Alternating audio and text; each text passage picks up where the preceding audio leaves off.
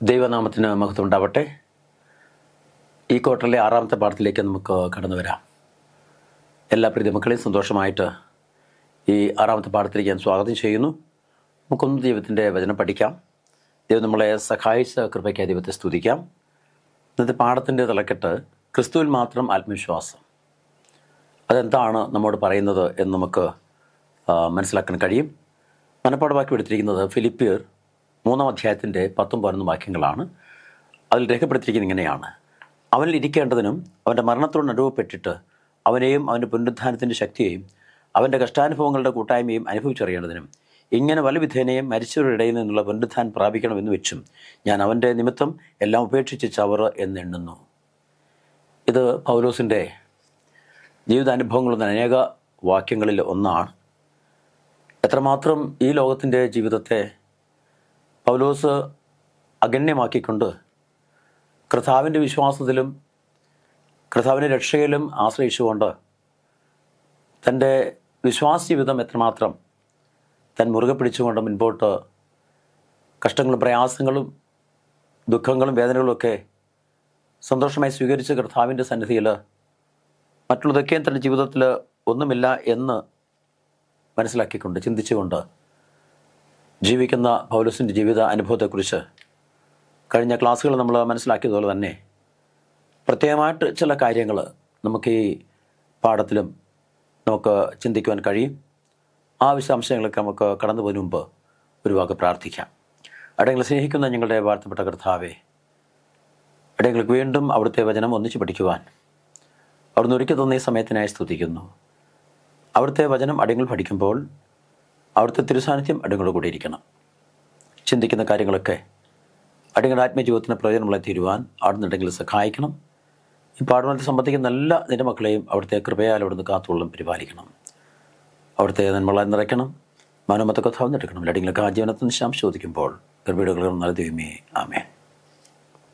ഇവിടെ പ്രവൃത്തിയാലുള്ള നീതീകരണത്തെക്കുറിച്ചും വിശ്വാസത്തിലുള്ള നീതീകരണത്തെക്കുറിച്ചും നമ്മൾ ഒന്ന് ചിന്തിച്ചു. പല മതങ്ങളും പലതരത്തിലുള്ള അനേക പ്രവൃത്തികൾ തങ്ങളുടെ രക്ഷയ്ക്കും തങ്ങളുടെ നീതീകരണത്തിനും അത് പര്യാപ്തമാണ്, സഹായിക്കും എന്ന തരത്തിലുള്ള അനേക തരത്തിലുള്ള പ്രവൃത്തികളും അനേക തരത്തിലുള്ള ആചാരങ്ങളും അനേക തരത്തിലുള്ള നിയമങ്ങളുമൊക്കെ ഓരോ മതങ്ങളിലും നിഷ്കർഷിക്കുന്ന അല്ലെങ്കിൽ മറ്റ് അനുവിശ്വാസികളെ മനസ്സിലാക്കി കൊടുക്കുന്ന, അത് എല്ലാവരും അനുസരിക്കേണ്ടതാണ്. അങ്ങനെ അനുസരിക്കുന്നതിലൂടെ അവർക്ക് ആവശ്യമായ രക്ഷ കൈവരുത്തുവാൻ കഴിയും, അവരുടെ ജീവിതത്തിൽ അനുഗ്രഹം ഉണ്ടാകും എന്ന് ചിന്തിച്ചുകൊണ്ട് അനേകർ ഇത്തരത്തിലുള്ള പ്രവൃത്തികൾ, അത് നന്മ പ്രവൃത്തികളായിക്കോട്ടെ, മറ്റ് ദൈവമായിട്ടുള്ള പ്രവൃത്തികളായിക്കൊള്ളട്ടെ, അല്ലെങ്കിൽ മറ്റുള്ളവരെ സഹായിക്കുക, നന്മ ചെയ്യുക, മറ്റുള്ളവരെ സ്നേഹിക്കുക, കരുതുക, എങ്ങനെ കരുതുന്ന അനേക കാര്യങ്ങൾ ഇത്തരത്തിലുള്ള പ്രവൃത്തിയുടെ ഭാഗമായിട്ട് അനേകർ ഇന്നും അനുവർത്തിക്കുന്നുണ്ട്. അതൊക്കെ അവരുടെ രക്ഷയ്ക്ക് സഹായമായി തീരും, അതൊക്കെ അവരുടെ രക്ഷയ്ക്ക് അനുകൂലമായ ഘടകങ്ങളായിട്ട് നിൽക്കും എന്ന് വിശ്വസിക്കുന്നുണ്ട്. എന്നാൽ ഇവിടെ പൗലോസ് പറയുന്നത് ഇത്തരത്തിലുള്ള അനേക പ്രവൃത്തികൾ ഒരിക്കലും നമ്മുടെ രക്ഷയ്ക്ക് അത് കാരണമായി തീരുന്നില്ല.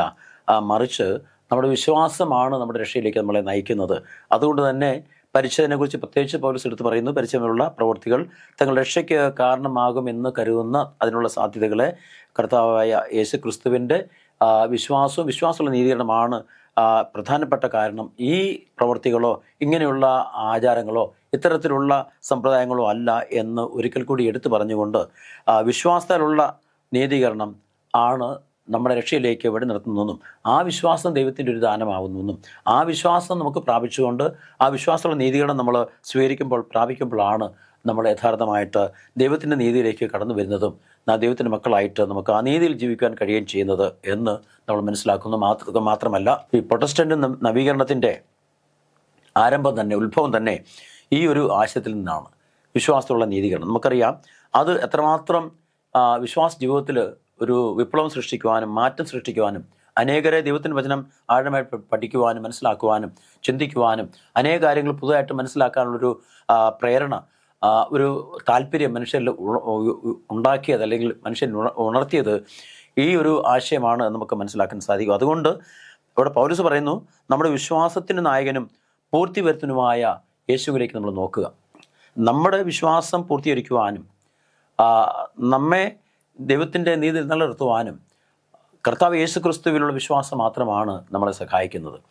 ആ ക്രിസ്തുവിൽ നാം വിശ്വസിക്കുമ്പോൾ, ആ വിശ്വാസമുള്ള നീതിയാണ് നമ്മൾ പ്രാപിക്കുമ്പോൾ, ആ നീതിയുടെ അനുഭവത്തിൽ നമ്മൾ ജീവിക്കുമ്പോഴാണ് നമ്മുടെ വിശ്വാസത്തിന് പൂർത്തീകരണം ഉണ്ടാകുകയും നമ്മുടെ വിശ്വാസത്തിൻ്റെ നായകനായിട്ട് കർത്താവ് യേശു ക്രിസ്തു നിലനിൽക്കുകയും ആ നായകസ്ഥാനത്തേക്ക് നമ്മൾ കർത്താവ് യേശു ക്രിസ്തുവിനെ ക്ഷണിച്ചുകൊണ്ട് സ്വീകരിച്ചുകൊണ്ട് നമ്മുടെ ജീവിതത്തിൽ, നമ്മുടെ വിശ്വാസത്തിൽ കർത്താവ് യേശു ക്രിസ്തു നമുക്ക് നായകനായിട്ട് നമുക്ക് മുൻപേ യാത്ര ചെയ്യുന്നുവെങ്കിൽ ആ നായകൻ്റെ പിന്നാലെ യാത്ര ചെയ്യുന്ന നാം ഓരോരുത്തരും ആ കർത്താവ് യേശു ക്രിസ്തുവിൻ്റെ വിശ്വാസം എന്തായിരുന്നു, കർത്താവ് യേശു ക്രിസ്തു നമുക്ക് പറഞ്ഞു തന്ന വിശ്വാസം എന്തായിരുന്നു, കർത്താവ് യേശു ക്രിസ്തു നമുക്ക് കാണിച്ചു തന്ന വിശ്വാസം എന്തായിരുന്നു, എത്രമാത്രം തൻ്റെ പിതാവിനോട് അനുസരണവും താഴ്മയും ഉള്ള ദൈവഹിതം തിരിച്ചറിഞ്ഞുകൊണ്ട് അത് മാത്രം പ്രവർത്തിക്കുന്ന ഒരു രീതി അല്ലെങ്കിൽ ഒരു സ്വഭാവം കർത്താവ് യേശു ക്രിസ്തുവിലായിരുന്നപ്പോൾ അനുവർത്തിച്ചിരുന്നു, അത് കാണിച്ചിരുന്നു.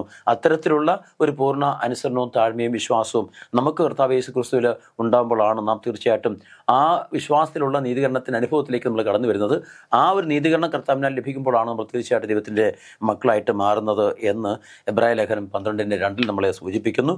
അതുകൊണ്ട് പ്രിയ ദൈവമക്കളെ, നമുക്ക് നീതീകരണം പ്രാപിക്കുവാൻ കഴിയുന്നത് നമ്മുടെ പ്രവൃത്തികളല്ല, ആചാരങ്ങളല്ല, നിയമങ്ങളല്ല, അതുപോലെ മറ്റ് അനുഷ്ഠാനങ്ങളല്ല, മറിച്ച് കർത്താവിലുള്ള നമ്മുടെ വിശ്വാസം, ആ വിശ്വാസത്തിലുള്ള നീതീകരണം, അതാണ് നമ്മളെ യഥാർത്ഥമായിട്ട് കർത്താവായ യേശു ക്രിസ്തുവിൻ്റെ നീതീകരണത്തിലേക്ക് വഴി നടത്തുകയും ദൈവത്തിൻ്റെ മക്കളായ വിശ്വാസത്തിൽ നിലനിൽക്കാൻ നമ്മളെ സഹായിക്കുകയും ചെയ്യുന്നത്. അതാണ് നമ്മൾ ആമുഖത്തിൽ നിന്ന് മനസ്സിലാക്കുന്നുണ്ട്. നമ്മൾ അടുത്ത ഭാഗത്തേക്ക് വരുമ്പോൾ കർത്താവിൽ സന്തോഷിക്കുന്നു എന്നിവിടെ പൗലോസ് പറയുന്നു. പൗലോസ് ഫിലിപ്പിയർക്കെഴുതിയ ലേഖനം 3-ാം അധ്യായത്തിൻ്റെ 1 മുതൽ 3 വരെയുള്ള വാക്കുകൾ പറയുമ്പോൾ അവിടെ സഹോദരന്മാരെ കർത്താവിൽ സന്തോഷിപ്പിൻ, അപ്പോൾ ഒടുവിൽ സഹോദരന്മാരെ കർത്താവിൽ സന്തോഷിപ്പിൻ എന്ന് അവിടെ പറയുന്നു. അവിടെ മാത്രമല്ല പൗലോസ് പറയുന്നത് കർത്താവിൽ സന്തോഷിപ്പിൻ എന്ന് ഞാൻ വീണ്ടും നിങ്ങളോട് പറയുന്നു, എപ്പോഴും കർത്താവിൽ സന്തോഷിപ്പിൻ എന്ന് പൗലോസ് പറയുന്നുണ്ട്. അവിടെ നാം എന്തുകൊണ്ടാണ് കർത്താവിൽ സന്തോഷിക്കേണ്ടത്, അല്ലെങ്കിൽ നമ്മൾ എന്തുകൊണ്ട് കർത്താവിൽ സന്തോഷിക്കണം, എന്താണ് ആ സന്തോഷത്തിൻ്റെ പ്രത്യേകത, ആ സന്തോഷം നമ്മുടെ ജീവിതത്തിൽ ഉണ്ടാക്കുന്നത് എന്താണ്? അപ്പോൾ കർത്താവിൽ സന്തോഷിക്കാനുള്ള നിരവധി കാരണങ്ങൾ അവിടെ നൽകുന്നുണ്ട്. നമുക്ക് പ്രധാനമായിട്ടും ക്രിസ്തുവിൽ നമ്മൾ ഏറ്റവും ആത്മവിശ്വാസമുള്ളവരായിരിക്കുക. നമ്മുടെ പാഠത്തിന് തലക്കെട്ട് തന്നെയാണ്. ക്രിസ്തുവിൽ നമ്മൾ ആത്മവിശ്വാസമുള്ളവരായിരിക്കുമ്പോൾ തീർച്ചയായിട്ടും നമുക്ക് നമ്മുടെ ജീവിതത്തിൽ ഒന്നിനെക്കുറിച്ചും ഭയപ്പെടാനും ഭാരപ്പെടുവാനും ആശങ്കപ്പെടുവാനുമില്ല. കാരണം നമ്മുടെ നായകൻ കർത്താവ് യേശു ക്രിസ്തുവാണ്. അപ്പം നമ്മളെ വിളിച്ച കർത്താവ് യേശു ക്രിസ്തു വിശ്വസ്തനും നല്ലവനും നീതിമാനും നമ്മളെ സ്നേഹിക്കുന്നതും ആയതുകൊണ്ട് തീർച്ചയായിട്ടും ആ കർത്താവിൽ നമുക്ക് എപ്പോഴും സന്തോഷിക്കാൻ കഴിയും. കാരണം നാം ദൈവത്തിൻ്റെ മക്കളാണ്, ദൈവത്തിൻ്റെ നീതീകരണം പ്രാപിച്ചവരാണ് നാം വിശ്വസിക്കുന്നത്. തീർച്ചയായിട്ടും നമുക്ക് മറ്റൊന്നിലും നമുക്ക് ആശ്രയിക്കുവാനില്ല. മറ്റൊന്നിലും ആശ്രയിച്ചാൽ നമുക്കത് നമ്മുടെ ജീവിതത്തിൽ നിലനിൽക്കുവാനും നമ്മളെ ഒരിക്കലും അത് സഹായിക്കുകയില്ല. അതുകൊണ്ട് ആരും എന്ത് പ്രവൃത്തിയിലോ ജഡത്തിലോ മറ്റു കാര്യങ്ങളിലോ ആശ്രയിക്കുന്നതിൽ അർത്ഥമില്ല. അതൊക്കെ നഷ്ടമാണ്, അല്ലെങ്കിൽ അതൊക്കെ അർത്ഥമില്ലാത്ത കാര്യമാണ്, അതൊക്കെയും ഒന്നുമില്ലാത്ത കാര്യങ്ങളാണ്. അതുകൊണ്ട് നാം ക്രിസ്തുയേശുവിൽ നാം ആശ്രയിക്കുക. ജഡത്തിൽ ആശ്രയിക്കുമെങ്കിൽ തീർച്ചയായിട്ടും നമ്മൾ നമ്മുടെ ജീവിതത്തിൽ നമ്മൾ പ്രയാസത്തിലേക്കും ദുഃഖത്തിലേക്കും കടന്നു പോകാനിടയെ തീരും എന്നവിടെ മനസ്സിലാക്കുന്നുണ്ട്.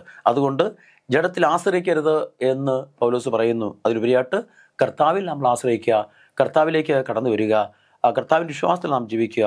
ആ ജീവിതത്തിൽ നാം ചില കാര്യങ്ങളെ പ്രത്യേകമായിട്ട് തിരിച്ചറിയുകയും സൂക്ഷിക്കുകയും മനസ്സിലാക്കുകയും ചെയ്യേണ്ട ആവശ്യമുണ്ട്. അവിടെ തന്നെ ഫിലിപ്പിയർ 3:1 മുതൽ 3 ഉള്ള വാക്കുകളിൽ 3 കാര്യങ്ങൾ അത് പൗലോസ് എടുത്ത് പറയുന്നുണ്ട്. സൂക്ഷിക്കുക എന്നുള്ള കാര്യങ്ങളെക്കുറിച്ച് 3 പ്രാവശ്യം എടുത്ത് പറയുന്നുണ്ട്. 1 നായ്ക്കളെ സൂക്ഷിപ്പിൻ, 2 ആകാത്ത വേലക്കാരെ സൂക്ഷിപ്പിൻ, 3 വിച്ഛേദനക്കാരെ സൂക്ഷിപ്പിൻ. ആത്മീയ ജീവിതത്തിൽ അല്ലെങ്കിൽ ക്രിസ്തീയ ജീവിതത്തിൽ, നമ്മുടെ വിശ്വാസ ജീവിതത്തിൽ പലപ്പോഴും നമ്മളെ പ്രയാസങ്ങളിലേക്കും നിരാശയിലേക്കും അല്ലെങ്കിൽ പിന്മാറ്റത്തിലേക്ക് നമ്മളെ പ്രേരിപ്പിക്കുന്ന അല്ലെങ്കിൽ അതിലേക്ക് തള്ളിവിടുന്ന പ്രധാനപ്പെട്ട ചില കാരണങ്ങളിൽ പ്രധാനപ്പെട്ട 3 കാര്യമാണ് ഇത്. നായ്ക്കളെ സൂക്ഷിക്കുക എന്ന് പറഞ്ഞാൽ ഇവിടെ പറയുന്നത്, നായ്ക്കൾ എന്ന് പറയുന്നത് മതത്തിൽ വിശ്വാസമില്ലാത്തവരോ മതരഹിതരായിട്ടുള്ളവരോ ദുഷ്ടന്മാരായ ആൾക്കാരെയൊക്കെ ഇസ്രായേൽ വിളിക്കുന്ന ഒരു സാധാരണ വാക്കാണ്, അല്ലെങ്കിൽ ഒരു പേരാണ് നായ്ക്കൾ എന്ന് പറയുന്നത്.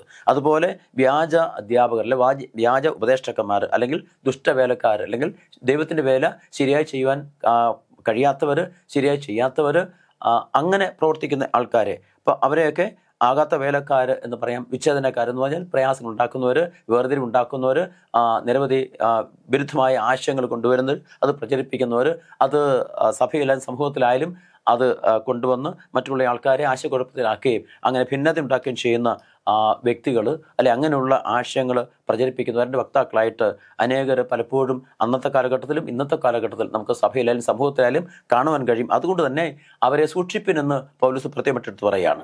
അപ്പം അതുകൊണ്ട് മതത്തിൽ വിശ്വാസമില്ലാത്തവരോ അല്ലെങ്കിൽ മതമായിട്ട് യാതൊരു ബന്ധമില്ലാത്തവരോ അല്ലെങ്കിൽ ദുഷ്ടന്മാരായ ആൾക്കാരോ, അതുപോലെ വ്യാജ കാര്യങ്ങൾ പഠിപ്പിക്കുന്നവരോ, അല്ലെങ്കിൽ വ്യാജ അധ്യാപകരോ, ദൈവത്തിൻ്റെ വേല വിശ്വസ്തയോട് ചെയ്യാൻ കഴിയാത്ത ആൾക്കാരോ, അല്ലെങ്കിൽ അത് സ്വന്തം ലാഭത്തിന് വേണ്ടിയോ സ്വാർത്ഥപരമായിട്ടുള്ള ഏതെങ്കിലും നേട്ടത്തിന് വേണ്ടിയോ ദൈവത്തിന് വേല ചെയ്യുന്ന അങ്ങനെയുള്ള ആൾക്കാരെയൊക്കെ നാം എന്ത് ചെയ്യണം? സൂക്ഷിക്കണം എന്ന് പൗലോസ് പറയുന്നു. കാരണം ഈ വ്യക്തികളെ അല്ലെങ്കിൽ ഈ കാര്യങ്ങളെ സൂക്ഷിക്കാൻ പറയുന്നത് നമ്മുടെ വിശ്വാസ ജീവിതത്തിൽ നമ്മുടെ വിശ്വാസം വളരുവാനും നമുക്ക് പ്രത്യാശ നിലനിൽപ്പാനും നമ്മുടെ വിശ്വാസം നന്ന് എന്ന് മനസ്സിലാക്കിക്കൊണ്ട് നമുക്ക് തീർച്ചയായിട്ടും അതിൽ മുന്നേറുവാനും അനേകരെ നമുക്ക് ആ ഒരു ആശയത്തിലേക്ക് നമുക്ക് കൊണ്ടുവരാൻ കഴിയണമെങ്കിൽ ആ വിശ്വാസം നമ്മൾ ഉറച്ചു നിൽക്കണം. ആ വിശ്വാസം എന്തെന്ന് വ്യക്തമായ ധാരണ നമുക്കുണ്ടാവണം. അതുകൊണ്ട് ഇത്തരത്തിലുള്ള ആൾക്കാരെ നാം കേൾക്കുകയോ ഇത്തരത്തിലുള്ള ആൾക്കാരെ നാം സൂക്ഷിക്കാതിരിക്കുകയോ ചെയ്താൽ അവരുടെ സ്വാധീനം അല്ലെങ്കിൽ അവരുടേതായ പ്രവൃത്തികൾ, അവരുടേതായ ആശയങ്ങൾ പലപ്പോഴും നമ്മുടെ വിശ്വാസ ജീവിതത്തിൽ പ്രശ്നങ്ങൾ ഉണ്ടാക്കാൻ കഴിയും എന്നതുകൊണ്ട് തന്നെയാണ് പൗലോസ് ഇത്തരത്തിലുള്ള ആൾക്കാരെ സൂക്ഷിക്കണമെന്ന് 3 പ്രാവശ്യം എടുത്തു പറയാൻ കാരണം. അപ്പോൾ ദൈവം എപ്പോഴും ആഗ്രഹിക്കുന്നത് നമ്മൾ സന്തോഷമുള്ളവരായിരിക്കാനാണ്. ഈ ഭൂമിയിൽ ദൈവം മനുഷ്യനെ സൃഷ്ടിച്ചത് ഏറ്റവും സന്തോഷകരമായ ഒരവസ്ഥയിൽ അവർ ജീവിക്കുവാൻ വേണ്ടി തന്നെയാണ്. അതിനാണ് അവർക്കെല്ലാ കാര്യങ്ങളും ഏറ്റവും ഭംഗിയായിട്ട്, ഏറ്റവും പൂർണ്ണമായിട്ട്, ഏറ്റവും തികഞ്ഞതായിട്ട് സൃഷ്ടിച്ചതിന് ശേഷം ദൈവം മനുഷ്യനെ സൃഷ്ടിക്കാൻ കാരണം അതുകൊണ്ടാണ്. മനുഷ്യനെ സൃഷ്ടിച്ച് ഏദൻ തോട്ടത്തിലാക്കിയപ്പോൾ, അല്ലെങ്കിൽ ആദമിനെ ഹൗവയോ സൃഷ്ടിച്ച് ഏദൻ തോട്ടത്തിലാക്കിയപ്പോൾ അവർക്ക് അവിടെ ഒന്നിനും കുറവുണ്ടായിരുന്നില്ല എന്ന് നമുക്ക് മനസ്സിലാക്കാൻ സാധിക്കും. മാത്രമല്ല ദൈവത്തിൻ്റെ സൃഷ്ടിയിൽ ഏറ്റവും തികഞ്ഞ, അല്ലെങ്കിൽ ഏറ്റവും ആനന്ദകരമായ, അല്ലെങ്കിൽ ഏറ്റവും പരിപൂർണമായ ഒരു അനുഭവമായിരുന്നു ഏദൻ തോട്ടം എന്ന് പറയുന്നത്. അവിടെ ആദമിനും ഹൗവയെ സംബന്ധിച്ച് യാതൊരുവിധ കുറവോ അവർക്ക് എന്തെങ്കിലും പ്രയാസങ്ങളോ അവർക്ക് എന്തെങ്കിലും ബുദ്ധിമുട്ടുകളോ അല്ലെങ്കിൽ അവർക്ക് എന്തെങ്കിലും ഇല്ലായ്മകളൊന്നും ഉണ്ടായിരുന്നില്ല. മാനസികമായിട്ടും അല്ലെങ്കിൽ ഭൗതികമായിട്ടും മറ്റ് എല്ലാ തരത്തിലും അവർക്ക് സന്തോഷം അനുഭവിച്ചുകൊണ്ട് ജീവിക്കാനും, മാത്രമല്ല ദൈവത്തോട് ചേർന്ന് നിന്നുകൊണ്ട് ദൈവത്തെ മഹത്വപ്പെടുത്തുവാനും, ദൈവത്തോട് സംസാരിക്കുവാനും, ദൈവത്തോട് കൂടെ നടക്കുവാനും, അങ്ങനെ ദൈവത്തോട് ഒന്നിച്ച് ആരാധിക്കുവാനൊക്കെ ഉള്ള ഏറ്റവും മഹനീയമായ, ഏറ്റവും മഹത്വകരമായ ഒരു അനുഭവം അല്ലെങ്കിൽ ഒരു സാഹചര്യം ദൈവത്തോട് ഒരുക്കിയതിന് ശേഷമാണ് ആദമിനെ ഹൗവയെ സൃഷ്ടിച്ചത്. അതേ അനുഭവത്തിൽ അല്ലെങ്കിൽ ആ സന്തോഷത്തിൽ അതേ ഒരു മാനസികാവസ്ഥയിൽ നാം ഓരോരുത്തരും ആയിരിക്കണം, ജീവിക്കണം എന്നാണ് ദൈവം ആഗ്രഹിക്കുന്നത്. അതുകൊണ്ട് നാം എപ്പോഴും സന്തോഷമുള്ളവരായിരിക്കുവാൻ ദൈവം ആഗ്രഹിക്കുന്നു. അതുകൊണ്ടാണ് പൗലോസും പറയുന്നത്, ഒടുവിൽ സഹോദരന്മാരെ കർത്താവിൽ സന്തോഷിപ്പിൻ. വീണ്ടും ഞാൻ നിങ്ങളോട് പറയുന്നത് കർത്താവിൽ സന്തോഷിപ്പിൻ. അപ്പോൾ ഈ കർത്താവിൽ സന്തോഷിപ്പിൻ എന്ന് പറയുമ്പോൾ അത് നമ്മൾ പ്രത്യാശ നിലനിർത്തുന്നു, നമ്മുടെ വിശ്വാസം നിലനിർത്തുന്നു, നമ്മുടെ ആത്മീയജീവിതത്തെ അത് ശക്തി കൂട്ടുന്നു. നാം ഒരിക്കലും ഈ ഭൗതിക ലോകത്തിൻ്റെതായ പ്രയാസങ്ങളിലേക്കോ സ്വാധീനത്തിലേക്കോ വീണ്ടു പോകാതെ, അത്തരം കാര്യങ്ങൾ നമ്മുടെ ശ്രദ്ധയിൽ വരുവാൻ നാം അവസരം കൊടുക്കാതെ, ഈ പറഞ്ഞ രീതിയിലുള്ള നായ്ക്കളെയോ അല്ലാത്ത വേലക്കാരെയോ വിച്ഛേദനക്കാരെയോ ഒന്നും നമ്മുടെ ജീവിതത്തിൽ നമ്മൾ ഒരിക്കലും ഇടം കൊടുക്കാതെ, അത്തരം ആൾക്കാരോട് സഹകരണമില്ലാതെ, സമ്പർക്കമില്ലാതെ നാം നമ്മുടെ ലക്ഷ്യത്തിലേക്കും നമ്മുടെ ദർശനത്തിലേക്കും നമ്മുടെ കാഴ്ചപ്പാടുകളിലേക്കും നമുക്ക് മുന്നോട്ട് നീങ്ങുവാനും, നാം മനസ്സിലാക്കിയിരിക്കുന്ന വിശ്വാസം എന്തെന്ന് ശരിയായിട്ട് നമ്മൾ ആഴമായി പഠിച്ചുകൊണ്ട് അതിൽ വേരൂന്നി അതിൽ അടിയുറച്ച് മുൻപോട്ട് പോകാൻ തീർച്ചയായിട്ടും നാം ജീവിക്കുമ്പോൾ, നമ്മൾ ശ്രമിക്കുമ്പോൾ തീർച്ചയായിട്ടും നമുക്ക് സന്തോഷമായി ജീവിക്കാൻ കഴിയും.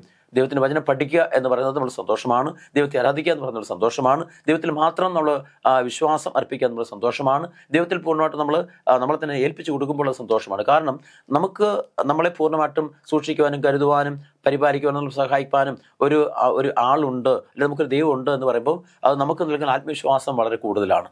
ആ ആത്മവിശ്വാസമാണ് നമ്മുടെ ജീവിതത്തിൽ നമുക്ക് സന്തോഷത്തെ പ്രദാനം ചെയ്യുന്നത്. നമ്മുടെ പ്രശ്നങ്ങളോ നമ്മുടെ പ്രയാസങ്ങളോ നമ്മുടെ ബുദ്ധിമുട്ടുകളോ നമുക്ക് പരിഹരിച്ചു തരുവാൻ, അല്ലെങ്കിൽ നമുക്കത് മാറ്റി തരുവാൻ, നമ്മളെ സന്തോഷത്തിലേക്കും നമ്മളെ ഒരു സാധാരണ ജീവിതത്തിലേക്കും വഴി നടത്തുവാനും നമുക്ക് ആവശ്യമായ എല്ലാ ആത്മീയമായിട്ടുള്ള കാര്യങ്ങളും ആത്മീയമായിട്ടുള്ള ഉപദേശങ്ങളും ഭൗതികമായിട്ടുള്ള അനുഗ്രഹങ്ങളും നമുക്ക് നൽകി തന്നുകൊണ്ട് നമ്മളെ ദിനം തോറും വഴി നടത്തുവാനും പരിപാലിക്കുവാനും നമുക്ക് നമ്മുടെ കൂടെ നടക്കുവാനും ഒരു ദൈവമുണ്ട് എന്ന് പറയുമ്പോൾ തീർച്ചയായിട്ടും നമുക്ക് എപ്പോഴും സന്തോഷിക്കുവാൻ നമുക്ക് കഴിയും. അതുകൊണ്ട് പൗലോസ് പറയുന്നത് നാം ആ കാര്യം ഓർത്തുകൊണ്ട് നാം എപ്പോഴും കർത്താവിൽ സന്തോഷിക്കണമെന്നാണ്. അപ്പോൾ ഇവിടെ പൗലോസ് ചില നിർദ്ദേശങ്ങൾ പറയുന്നുണ്ട്. നമുക്ക് എങ്ങനെ എപ്പോഴും സന്തോഷിക്കുവാൻ കഴിയും, അല്ലെങ്കിൽ സന്തോഷകരമായ ജീവിതം നമുക്ക് എങ്ങനെ നടത്തുവാൻ കഴിയും, അല്ലെങ്കിൽ ചെയ്യുവാൻ കഴിയുന്നതിനെ സംബന്ധിച്ച് ചില കാര്യങ്ങളുടെ ചില നിർദ്ദേശങ്ങൾ അവിടെ പൗലോസ് പറയുകയാണ്. അതിൽ ഒന്നാമത്തെ കാര്യം എന്ന് പറയുന്നത് ദൈവത്തിൻ്റെ കരുണ നാം സ്വീകരിക്കുക. സങ്കീർത്തനം 31:7 ദൈവത്തിൻ്റെ കരുണ സ്വീകരിക്കുക.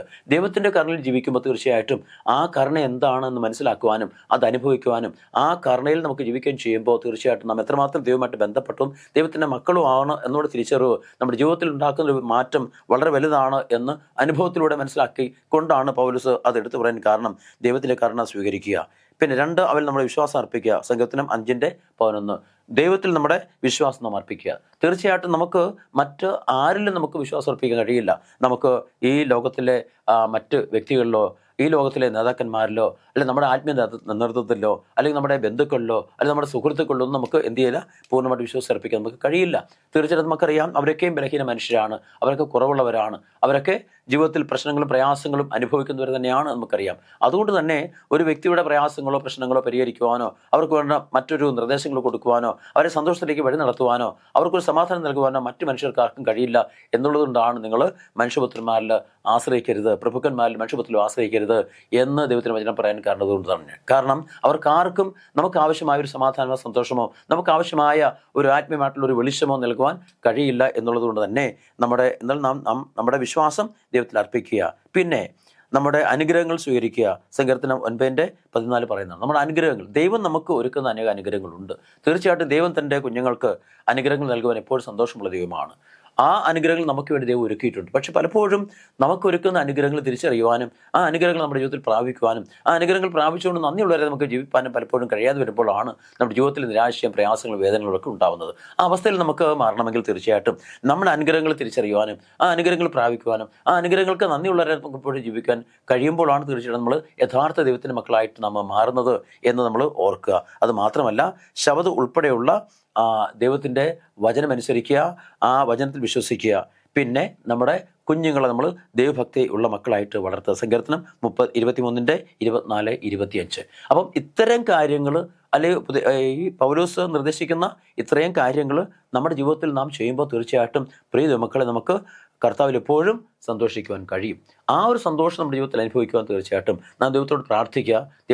നമുക്ക് ദൈവത്തിന് മുമ്പിൽ നമ്മളെ സമർപ്പിക്കുക. നമ്മുടെ ആവശ്യങ്ങളെ നമ്മൾ സ്തോത്രത്തെ കർത്താവിനെ അറിയിക്കുക. പ്രയാസങ്ങൾ പ്രതികൂലങ്ങൾ വരുമ്പോൾ നമ്മൾ സഹിഷ്ണുതയോടെ ക്ഷമയോടെ നമ്മൾ ദൈവസന്നിധിയിൽ നമ്മളെ തന്നെ ഏൽപ്പിച്ചുകൊണ്ട് നമ്മുടെ ആവശ്യങ്ങൾ സ്തോത്രത്തിലെ കർത്താവിനെ അറിയിച്ച് നാം തീർച്ചയായിട്ടും ദൈവസന്നിധിയിൽ ആയിരിക്കുമെങ്കിൽ, ദൈവത്തോട് പ്രാർത്ഥിക്കുമെങ്കിൽ നമ്മുടെ പ്രയാസങ്ങളൊക്കെ മാറ്റി നമ്മളെ സന്തോഷമായിട്ട് നിർത്തുവാൻ ദൈവത്തിന് കഴിയും, നമ്മുടെ കർത്താവിന് കഴിയും. അതുകൊണ്ട് പൗലോസ് പറയുന്നത് പോലെ ഇത്രയും കാര്യങ്ങൾ നമ്മൾ തീർച്ചയായിട്ടും നമ്മുടെ ജീവിതത്തിൽ നമ്മൾ ഓർത്തിരിക്കേണ്ട ആവശ്യമാണ്. ഞാൻ ഒന്നുള്ളത് പറയാം. ദൈവത്തിൻ്റെ കരുണ സ്വീകരിക്കുക, അവൽ നമ്മുടെ വിശ്വാസം അർപ്പിക്കുക, രക്ഷയുടെ അനുഗ്രഹം സ്വീകരിക്കുക, ദൈവത്തിൻ്റെ നിയമം നാം നമ്മുടെ ജീവിത രീതിയെ സ്വീകരിക്കുക, ശബ്ദം ഉൾപ്പെടെയുള്ള ദൈവത്തിൻ്റെ വചനം അനുസരിക്കുക, വിശ്വസിക്കുക. നമ്മുടെ കുഞ്ഞുങ്ങളെ ദൈവത്തിൽ വിശ്വാസമുള്ളവരായിട്ട് ദൈവഭക്തരായിട്ട് വളർത്തിയെടുക്കുക. അത്ര ഒരു കുടുംബം വാസ്തവം പറഞ്ഞാൽ എത്ര അനുഗ്രഹമുള്ള എത്ര സന്തോഷമുള്ള ഒരു കുടുംബമായിരിക്കും എന്ന് നിങ്ങളൊന്ന് ചിന്തിച്ച് നോക്കുക. അതുപോലെ മാതാപിതാക്കൾ കുഞ്ഞുങ്ങൾ ദൈവത്തിൽ വിശ്വസിച്ചുകൊണ്ട് ദൈവത്തിൽ ആശ്രയിച്ചുകൊണ്ട് ദൈവജനം പഠിച്ച് സ്നേഹമുള്ളവരായി ഐക്യമുള്ളവരായി ഒരുപോലെ ജീവിതത്തിൽ മുന്നേറുന്ന, ചിന്തിക്കുന്ന, പ്രവർത്തിക്കുന്ന, ഭിന്നതയില്ലാത്ത, വ്യത്യാസങ്ങളില്ലാത്ത, കലഹമില്ലാത്ത അല്ലെങ്കിൽ മറ്റ് അസ്വാരസ്യങ്ങളൊന്നുമില്ലാത്ത ഒരു ജീവിതത്തിലേക്ക് നമുക്ക് മുന്നേറുവാൻ തീർച്ചയായിട്ടും ദൈവത്തിൽ ആശ്രയിക്കുകയും പ്രാർത്ഥിക്കുകയും വചനം പഠിക്കുകയും ദൈവത്തിൽ നമ്മളെ സമർപ്പിക്കുകയും ചെയ്യുമ്പോൾ തീർച്ചയായിട്ടും നമുക്കിപ്പോഴും കർത്താവിൽ സന്തോഷിക്കുവാൻ കഴിയും. ആ ഒരു സന്തോഷം നമ്മുടെ ജീവിതത്തിൽ നിലനിർത്താൻ പൗലോസ് എപ്പോഴും ആഗ്രഹിക്കുന്നു എന്ന് നമുക്ക് മനസ്സിലാക്കാൻ കഴിയും. ഇനി നമ്മൾ അടുത്ത ഭാഗത്തേക്ക് വരുമ്പോൾ അവിടെ പറയുന്നത് പൗലോസിൻ്റെ കഴിഞ്ഞകാല ജീവിതത്തെക്കുറിച്ചാണ്. നമുക്കറിയാം പൗലോസ് വളരെ തികഞ്ഞ ഒരു മതഭക്തനായിരുന്നു അല്ലേ. മതത്തിൻ്റെ നിയമങ്ങൾ കൃത്യമായിട്ട് ആചരിച്ചിരുന്ന, അത് ശരിയായിട്ട് പഠിച്ചിരുന്ന, അത് മനസ്സിലാക്കിയിരുന്ന, അത് കൃത്യമായി ആചരിക്കണം അല്ലെങ്കിൽ അത് അനുസരിക്കണമെന്ന് വിശ്വസിച്ചിരുന്ന, അത് അങ്ങനെ ചെയ്തിരുന്ന ഒരു വ്യക്തിയായിരുന്നു പൗലോസ്. അപ്പോൾ യേശുവിനെ സ്വീകരിക്കുന്നതിന് മുമ്പും അതിനുശേഷമുള്ള ജീവിതത്തെക്കുറിച്ച് പലപ്പോഴും നമുക്കറിയാം. അനേകരുടെ അനുഭവങ്ങൾ നമ്മൾ കേട്ടിട്ടുണ്ട്, അനേകരെക്കുറിച്ച് നമ്മൾ മനസ്സിലാക്കിയിട്ടുണ്ട്. എങ്ങനെയായിരുന്നു അവരുടെ ജീവിതം, യേശുവിനെ സ്വീകരിക്കുന്ന മുമ്പും അതിനുശേഷമുള്ള അവരുടെ ജീവിതം എങ്ങനെയായിരുന്നു എന്ന്. അപ്പോൾ പലപ്പോഴും നമ്മൾ മറ്റുള്ളവരെ നല്ല മനുഷ്യരെന്നോ അല്ലെങ്കിൽ നല്ല ജീവിതം നയിക്കുന്നവരെന്നോ അല്ലെങ്കിൽ നന്മയുള്ളവരെന്നൊക്കെ നമ്മൾ പറയാറുണ്ട്. ഈ ഒരു അവസ്ഥ എന്ന് പറയുന്നതും നമ്മൾ തീർച്ചയായിട്ടും ദൈവത്തിൻ്റെ വചനവുമായിട്ട് നമ്മളെ ഒത്തുനോക്കിക്കൊണ്ടോ ദൈവത്തിൻ്റെ വചനവുമായിട്ട് നമ്മൾ എത്രമാത്രം നല്ലതും നന്മയുള്ളവരും അല്ലെങ്കിൽ നീതിയുള്ളവരുമാണ് എന്ന് നമ്മൾ മനസ്സിലാക്കാതാണ് പലപ്പോഴും നമ്മളത് കാണുന്നത്. നമ്മൾ നേരത്തെ അതുകൊണ്ടാണ് ചിന്തിച്ചത് നമ്മുടെ നന്മ പ്രവൃത്തികളോ അല്ലെങ്കിൽ നമ്മുടെ അത്തരത്തിലുള്ള സ്വഭാവങ്ങളോ നമ്മുടെ ജീവിത രീതികളൊന്നും നമ്മുടെ നീതീകരണത്തിനോ നമ്മുടെ വിശ്വാസത്തിനോ നമ്മളെ സഹായിക്കില്ല. അത് ദൈവത്തിൻ്റെ നീതിയും കർത്താവ് വിശ്വാസത്തിൻ്റെ നീതി നമ്മൾ പ്രാപിക്കുമ്പോൾ മാത്രമാണ് നാം ഒരവസ്ഥയിലേക്ക് വരുന്നത് എന്ന് മനസ്സിലാക്കുക. കാരണം ദൈവത്തിൻ്റെ മാനദണ്ഡങ്ങളുമായിട്ട് താരതമ്യപ്പെടുത്തുമ്പോൾ പലപ്പോഴും നമ്മുടേതായ ആ മാനദണ്ഡങ്ങൾ അതിനോട് ഒരിക്കലും അടുത്ത് വരുന്നതല്ല എന്ന് നമുക്ക് മനസ്സിലാക്കാൻ സാധിക്കും. മനുഷ്യൻ എത്രമാത്രം നല്ല വ്യക്തിയായിട്ട് ജീവിക്കുവാനോ അല്ലെങ്കിൽ നീതിയുള്ളവരായിട്ട് ജീവിക്കുവാനോ അല്ലെങ്കിൽ നന്മയുള്ള മനുഷ്യനായിട്ട് ജീവിക്കാൻ ആഗ്രഹിക്കുകയോ ശ്രമിക്കുകയോ ചെയ്യുന്ന പോലും ദൈവത്തിൻ്റെ മാനദണ്ഡങ്ങളുമായിട്ട് നമ്മൾ തട്ടിച്ച് നോക്കുമ്പോൾ നമ്മുടെ മാനദണ്ഡങ്ങളും നമ്മുടെ ചിന്താഗതികളും നമ്മുടേതായ ജീവിത രീതികളൊന്നും ദൈവത്തിൻ്റെ മാനദണ്ഡങ്ങളുമായിട്ട് അല്പം പോലും അടുത്ത് വരുന്നതല്ല എന്ന് മനസ്സിലാക്കാൻ സാധിക്കും. അത് തന്നെയാണ് പൗലോസ് പറയുന്നത്. പ്രത്യേകിച്ച് പൗലോസ് ഫിലിപ്പിയർക്കെഴുതിയ ലേഖനത്തിൽ 3-ാം അധ്യായത്തിന് 4 മുതൽ 6 വരെയുള്ള ഭാഗങ്ങൾ വായിക്കുമ്പോൾ പൗലോസ് എത്രമാത്രം തൻ്റെ മതത്തെക്കുറിച്ചും തൻ്റെ ജനനത്തെക്കുറിച്ചും തൻ്റെ ഗോത്രത്തെക്കുറിച്ചും അല്ലെങ്കിൽ തൻ്റെ പാരമ്പര്യത്തെക്കുറിച്ചും എത്രമാത്രം അഭിമാനമുള്ളവനായിരുന്നു, അതിൽ എത്രമാത്രം പ്രശംസിക്കുന്ന വ്യക്തിയായിരുന്നു, അതിൽ എത്രമാത്രം താൻ ഉന്നതനായിരുന്നു എന്ന് ചിന്തിച്ചൊരു വ്യക്തിയായിരുന്നു പൗലോസ്. പക്ഷേ ഇതൊക്കെ പൗലോസ് ആയിരിക്കുന്ന സമയത്ത് പോലും പൗലോസ് ശൗലായിട്ട് തന്നെയാണ് ജീവിച്ചത്. നമുക്കത് മനസ്സിലാക്കാൻ സാധിക്കും. അപ്പം അവിടെ പൗലോസ് പറയുന്ന 8-ാം നാളിൽ പരിച്ഛേദനയേറ്റവൻ, ഇസ്രായേൽ ജാതിക്കാരൻ, ബെന്യാമിൻ ഗോത്രക്കാരൻ, എബ്രാഹിം ജനിച്ച എബ്രായൻ, ന്യായപ്രമാണം സംബന്ധിച്ച് പരീക്ഷൻ, ശുഷ്കാന്തി സംബന്ധിച്ച് സഭയെ ഉപദ്രവിച്ചവൻ, ന്യായപ്രമാണത്തിലെ നീതി സംബന്ധിച്ച് അതിന്ത്യൻ. ഇത്രത്തോളം കാര്യങ്ങൾ പൗലോസിനെ കുറിച്ച് പറയുന്നുണ്ടല്ലേ. പക്ഷെ അങ്ങനെ കരുതിയിരുന്ന, അല്ല അങ്ങനെ വിശ്വസിച്ചിരുന്ന, അങ്ങനെ ചെയ്തിരുന്ന ഒരു പൗലോസ് തീർച്ചയായിട്ടും ജീവിച്ചെങ്ങനെയാണ്? ശൗലായിട്ടാണ് ജീവിച്ചത്. അപ്പോൾ ദമസ്കോസിന്റെ പടിക്കൽ വെച്ച് കർത്താവ് യേശുക്രിസ്തു നേരിട്ട് കണ്ട് ആ കർത്താവ് യേശുക്രിസ്തുമായിട്ടൊരു അഭിമുഖത്തിൽ വരുന്ന സമയം വരെയും ഇത്രയൊക്കെ കാര്യങ്ങൾ ജീവിതത്തിൽ ഉണ്ടായിരുന്ന ഒരു വ്യക്തി, പാരമ്പര്യം വ്യക്തി, അല്ലെങ്കിൽ മേന്മ പറയുന്ന വ്യക്തി, അല്ലെങ്കിൽ ഔന്നത്യത്തിൽ ജീവിച്ച വ്യക്തി, അല്ലെങ്കിൽ അത്രയും അറിവുള്ള വ്യക്തി, വചനത്തിൽ ആഴമായ അല്ലെങ്കിൽ ഗ്രാഹ്യമുള്ള വ്യക്തി ആരായിരുന്നു എന്ന് പൗലോസ് അവിടെ വെച്ചാണ് തിരിച്ചറിയുന്നത്. താൻ എത്രമാത്രം നീതി അല്ലെ തൻ്റെ ജീവിതത്തിൽ ആവശ്യമുണ്ട്, എത്രമാത്രം സ്നേഹം ആവശ്യമുണ്ട്, കർത്താവ് എത്രമാത്രം ജീവിതത്തിൽ ആവശ്യമുണ്ട്, അല്ലെ കർത്താവിൻ്റെ സാന്നിധ്യം എത്രമാത്രം എന്നിലുണ്ട് എന്ന് മനസ്സിലാക്കുന്നത് അവിടെ വെച്ചാണ്. അപ്പം അതുകൊണ്ട് പൗലോസിൻ്റെ മുൻകാല ജീവിതവും വംശാവലിയും സഹയുധന്മാർക്ക് വളരെ ശ്രദ്ധേയമായിരുന്നെങ്കിൽ പോലും ഇവയൊന്നും അവൻ്റെ രക്ഷയ്ക്ക് കാരണമായി തീർന്നില്ല എന്ന് പൗലോസ് മനസ്സിലാക്കുന്നു. അതുപോലെ തന്നെ മറ്റുള്ളവർക്ക് അത് പിന്നീട് മനസ്സിലാക്കുവാൻ സാധിച്ചു. കാരണം അത്രമാത്രം സഭയ്ക്ക് വേണ്ടിയും അത്രമാത്രം അല്ലെങ്കിൽ മതത്തിന് വേണ്ടിയും വിശ്വാസത്തിന് വേണ്ടിയും ഏറ്റവും ഒരു ധീര ഒരു പോരാളിയായിട്ട് നിന്നിരുന്ന പൗലോസ്, അതിനുവേണ്ടി എന്ത് കാര്യങ്ങളും ചെയ്യുവാൻ മടിയില്ലാത്തായിരുന്ന ഒരു പൗലോസ് അല്ലെങ്കിൽ ശൗല് എത്രമാത്രം താനെന്ന് പറയുന്ന ഈ പറയുന്ന മേലെഴുത്തുകളൊക്കെ ഉണ്ടായിരുന്ന വ്യക്തിയെ സംബന്ധിച്ച് അതൊക്കെയും താൻ എൻ്റെ ജീവിതത്തിൽ പിറകിൽ എറിഞ്ഞു കളഞ്ഞിട്ട് കർത്താവ് യേശുക്രിസ്തുവിനെ കണ്ടുമുട്ടുന്ന മുതൽ താൻ ആരായി മാറിയെന്നും തന്നിൽ എത്രമാത്രം ഒരു മാറ്റം ഉണ്ടായെന്നും താൻ എത്രമാത്രം തൻ്റെ ചിന്താഗതി, തൻ്റെ വിശ്വാസം, തൻ്റെ കാഴ്ചപ്പാട്, അല്ലെങ്കിൽ തൻ്റെ ജീവിതത്തിലെ അനുഭവങ്ങൾ തന്നെ മാറ്റുവാൻ ഇടയാക്കി തീർത്തു, അല്ലെങ്കിൽ തന്നെ ഒരു മാറ്റം കൊണ്ടുവരാൻ ഇടയാക്കി തീർത്തു എന്ന് പൗലോസ് അവിടെ മനസ്സിലാക്കുന്നുണ്ട്. അതുകൊണ്ട് പൗലോസ് നിയമത്തോട് വളരെ തീക്ഷ്ണതയുള്ളവനായിരുന്നു എന്ന് നമുക്കറിയാം. എന്നാൽ മനുഷ്യൻ സൃഷ്ടിച്ച നീതിയുടെ കാര്യത്തിൽ നമ്മൾ കുറ്റമറ്റതാണെങ്കിലും നിയമം യഥാർത്ഥത്തിൽ തനിക്ക് സങ്കല്പിക്കുന്നതിനേക്കാൾ വളരെ ആഴമേറിയതും അത് വളരെ ഗഹനവുമാണ്. എന്ന് പറഞ്ഞാൽ മനുഷ്യൻ ഉണ്ടാക്കുന്ന നിയമങ്ങൾ നൽകുന്ന നീതിയോ ആ മനുഷ്യ നീതിയിൽ അധിഷ്ഠിതമായിട്ടുള്ള അല്ലെങ്കിൽ മറ്റ് ജീവിത അനുഭവങ്ങളോ അല്ലെങ്കിൽ രക്ഷയോ അല്ല ദൈവത്തിൻ്റെ നീതി, ദൈവത്തിൻ്റെ നിയമങ്ങൾ എന്ന് പറയുന്നത്. അപ്പോൾ മനുഷ്യൻ്റെ നിയമങ്ങളെക്കാൾ ദൈവത്തിൻ്റെ നിയമങ്ങൾ എത്ര ശ്രേഷ്ഠമാണെന്നും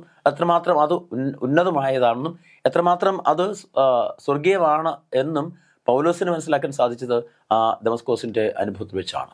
അപ്പോൾ താൻ നല്ലൊരു യഹൂദനായിരുന്നു, നല്ലൊരു മതഭക്തനായിരുന്നു, നിയമങ്ങൾ ശരിയായി പഠിച്ച വ്യക്തിയായിരുന്നു, അത് പൂർണ്ണമായിട്ടും പാലിക്കുന്ന ഒരു വ്യക്തിയായിരുന്നു, തൻ്റെ വിശ്വാസത്തോട് കർക്കശമായ നിലപാടുള്ള വ്യക്തിയായിരുന്നു. ഇതൊക്കെ ഉണ്ടായിരുന്നെങ്കിലും പൗലോസിനെ സംബന്ധിച്ച് പൗലോസ് ശൗലായിരുന്നു. അപ്പോൾ ക്രിസ്തു ആരാവുന്നെന്നോ, ക്രിസ്തുവിൻ്റെ സ്നേഹം എന്താണെന്നോ, ക്രിസ്തു തൻ്റെ ജീവിതത്തിൽ വരുമ്പോൾ തനിക്കുണ്ടാകുന്ന മാറ്റം എന്താവുന്നോ, ആ മാറ്റത്തിന് ശേഷം തൻ്റെ ജീവിതത്തിൽ താൻ എന്തായി മാറി എന്നോ അല്ല മാറുമെന്നോ ആ അനുഭവത്തിൽ നിന്നാണ് പൗലോസ് മനസ്സിലാക്കുന്നത്.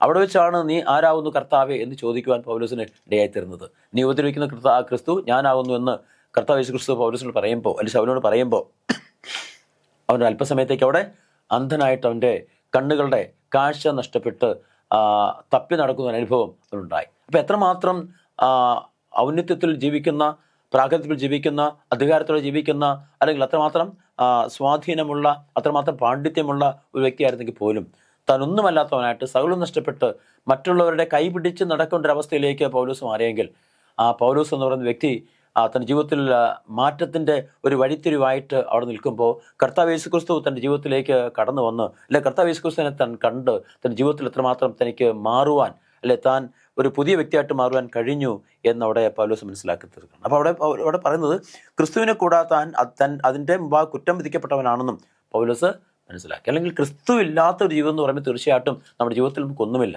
നമുക്ക് ഈ പറയുന്ന ലോകകാര്യങ്ങളൊക്കെ ഉണ്ട് എന്ന് പറഞ്ഞാലും, നമുക്ക് ഈ പറയുന്ന എല്ലാ സമ്പാദ്യങ്ങളും, എല്ലാ സൗകര്യങ്ങളും, എല്ലാ സമ്പത്തും, മറ്റു കാര്യങ്ങളൊക്കെ ഉണ്ട് എന്ന് പറഞ്ഞാലും, അല്ലെങ്കിൽ നമുക്ക് ഇത്രമാത്രം പറയുന്ന നമുക്ക് നമ്മുടെ അറിവ്, നമ്മുടെ ജ്ഞാനം, അല്ലെങ്കിൽ നമ്മുടെ ജീവിതത്തിലെ മറ്റെല്ലാ കാര്യങ്ങൾക്കും ഉണ്ട് എന്ന് പറഞ്ഞാൽ പോലും കർത്താവ് യേശുക്രിസ്തു നമ്മുടെ ജീവിതത്തിൽ ഇല്ല എങ്കിൽ തീർച്ചയായിട്ടും നമ്മൾ ഒന്നുമല്ല എന്ന് നമുക്ക് മനസ്സിലാക്കാൻ സാധിക്കും. അപ്പം അതുകൊണ്ട് ഫിലിപ്പിയർ 3:9 പൗലോസ് വീണ്ടും പറയുകയാണ്, തൻ്റെ സ്വന്തം നീതിയിൽ അല്ല ക്രിസ്തുവിൻ്റെ വിശ്വാസം പോലുള്ള നീതി നമ്മുടെ ജീവിതത്തിൽ ഉണ്ടാവണം.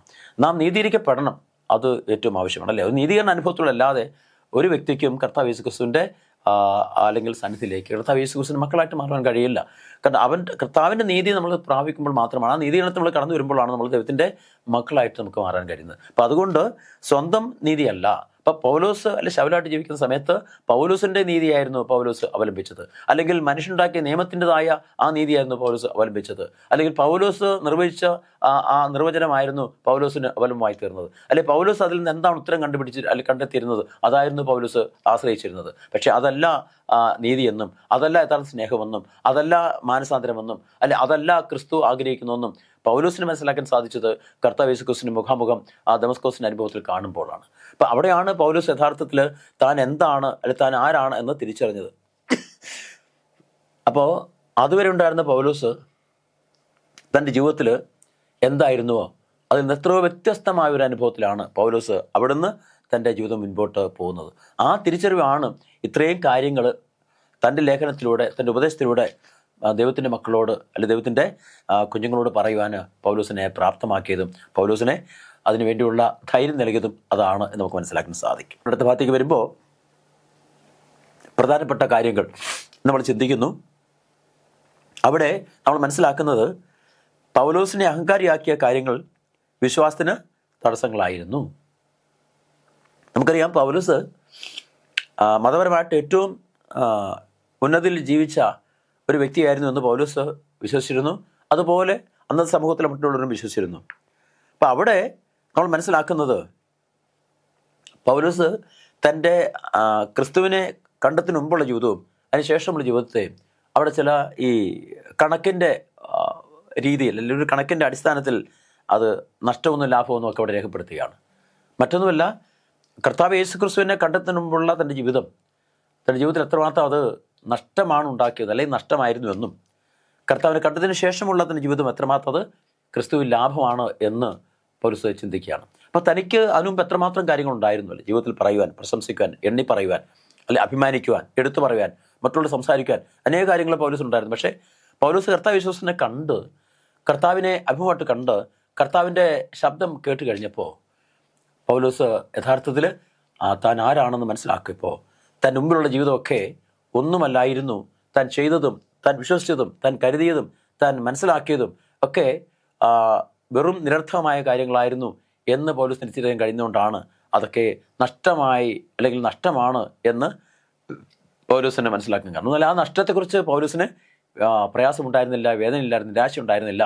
അതൊക്കെ തൻ്റെ ജീവിതത്തിൽ ഒന്നുമല്ല എന്ന്, അത് ചപ്പും ചവറുമെന്ന് എണ്ണുന്നു പൗലോസ് പറയാൻ കാരണം അതാണ്. തൻ്റെ മാഹാത്മ്യം, തൻ്റെ അറിവ്, അല്ലെ തൻ്റെ സ്ഥാനം, അല്ലെ തൻ്റെ ബഹുമാനം, ഇതൊക്കെ ഒന്നുമല്ല ജീവിതത്തിൽ. കാരണം ക്രിസ്തുവില്ലാതെ ഇതൊക്കെ എൻ്റെ ജീവിതത്തിലുണ്ട് എന്ന് പറയുമ്പോൾ എൻ്റെ അർത്ഥം നമ്മൾ ഒന്നുമല്ല എന്ന് തന്നെയാണ്.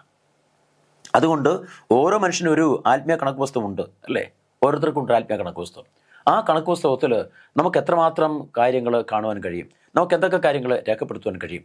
ആ കണക്ക് പുസ്തകത്തിൽ രേഖപ്പെടുത്തുന്ന കാര്യങ്ങൾ കർത്താവിൻ്റെ നിയമത്തിൻ്റെ മാനദണ്ഡങ്ങളുമായിട്ട് നോക്കുമ്പോൾ, ദൈവത്തിൻ്റെ സ്നേഹത്തിൻ്റെ നീതിയുടെ മാനദണ്ഡങ്ങളുമായിട്ട് നോക്കുമ്പോൾ അത് ശരിയാണോ എന്ന് നമുക്ക് ചിന്തിക്കേണ്ടത് ആവശ്യമാണ്. അപ്പോൾ പൗലോസിൻ്റെ കണക്ക് യേശു പഠിപ്പിച്ച ബൈബിൾ മൂല്യങ്ങളെക്കാൾ അക്കാലത്തെ ജൂത മൂല്യങ്ങളാൽ അളക്കപ്പെട്ടിരുന്നു എന്നാണ്. അപ്പോൾ പൗലോസ് മനസ്സിലാക്കിയിരുന്ന പല കാര്യങ്ങളും അന്നത്തെ യഹൂദ സമൂഹത്തിൻ്റെ അല്ലെങ്കിൽ യഹൂദ ജാതിയുടെ ആ മതത്തിൻ്റെ കാര്യങ്ങളുമായിട്ട് വളരെ പ്രാധാന്യമുള്ളവയായിരുന്നു. അവയ്ക്ക് ഊന്നൽ കൊടുക്കുന്നതായിരുന്നു, അല്ലെങ്കിൽ അതിനോട് നീതി പുലർത്തുന്നതായിരുന്നു, അല്ലെങ്കിൽ അതിനോട് ഏറ്റവും അടുത്ത് നിൽക്കുന്നത് മാത്രമായിരുന്നു. എന്നാൽ ക്രിസ്തുവുമായിട്ട് അതിനൊരു ബന്ധവും ഉണ്ടായിരുന്നില്ല. ക്രിസ്തുവുമായിട്ട് വളരെ അകലം പാലിച്ചിരുന്ന കാര്യങ്ങളായിരുന്നു ഇവയൊക്കെ എന്ന് പൗലോസിന് മനസ്സിലാക്കാൻ സാധിക്കുന്നുണ്ട്. അതുകൊണ്ട് പൗലോസ് മനസ്സിലാക്കുന്നത് സ്വർഗത്തിൽ നിറങ്ങുന്നവന് സ്വർഗത്തെക്കുറിച്ച് സംസാരിക്കാൻ കഴിയും.